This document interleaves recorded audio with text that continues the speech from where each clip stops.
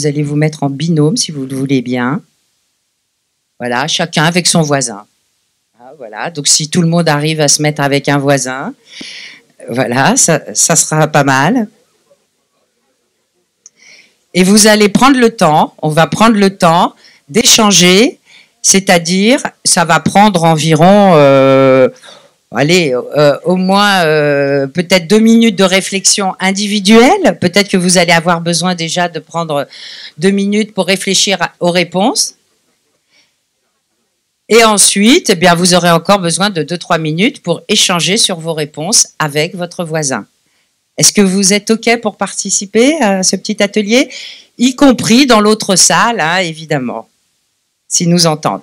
Alors, ça s'appelle un diagnostic émotionnel. Ça s'appelle un portrait émotionnel. On a 2 noms, un diagnostic émotionnel. Comme on fait beaucoup de diagnostics partagés, celui-là, alors il y a des diagnostics rationnels, hein, des SWOT, des speedboats, pour ceux qui, voilà, je pense que vous connaissez. Et puis, il y a des diagnostics symboliques, par exemple, comme le portrait chinois. Et là, c'est un diagnostic émotionnel. Hein. Donc, quand on fait un diagnostic partagé sur une situation, sur une transformation, c'est parfois important de le faire justement sur ces 2 ou 3 niveaux.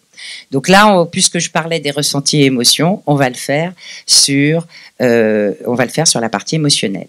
Alors, dans le fonctionnement de votre équipe syndicale telle qu'elle fonctionne aujourd'hui,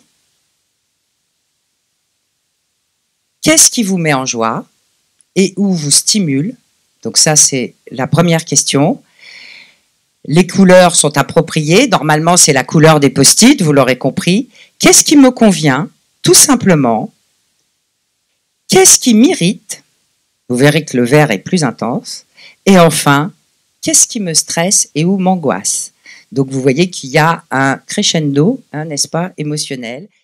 Vraiment, et je ne sais pas si vous avez l'habitude de le faire avec vos équipes, hein, d'interroger leurs ressentis, d'interroger voilà, ce qui les préoccupe. Mais bon, c'est une porte que j'ouvre pour ceux qui ne l'ont pas encore ouverte. Et évidemment, en termes de processus, eh bien, il faut savoir que les personnes n'ont pas l'habitude d'être interrogées sur ces sujets. Donc, évidemment, souvent, ils le disent, hein, on ne nous demande pas trop notre avis ou ce qu'on ressent. Et ça permet de déminer un certain nombre de situations, bien sûr. Voilà, donc c'est pareil, ça demande un petit peu de courage managérial aussi, parce qu'on peut entendre tout et son contraire, mais d'expérience, c'est effectivement très intéressant.